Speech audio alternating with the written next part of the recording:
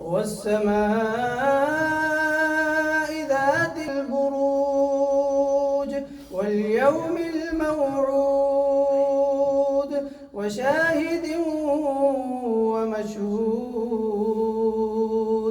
قتل أصحاب الأخدود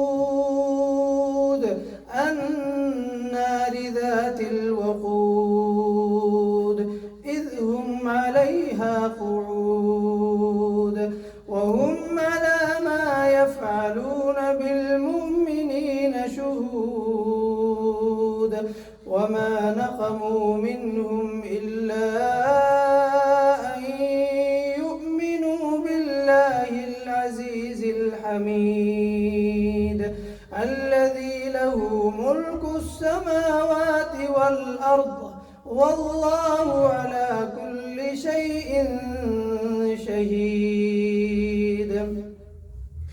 إن الذين فتنوا المؤمنين والمؤمنات ثم لم يتوبوا فلهم عذاب جهنم ولهم عذاب الحريق. إن الذين آمنوا وعملوا الصالحات لهم جنات تجري من تحتها الأنهار ذلك الفوز الكبير.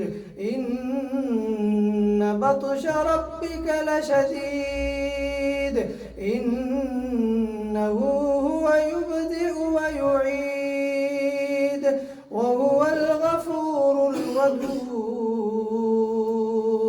ذو العرش المجيد فعال لما يريد.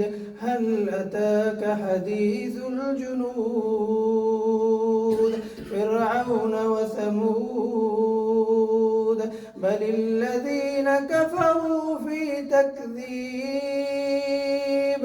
والله من ورائهم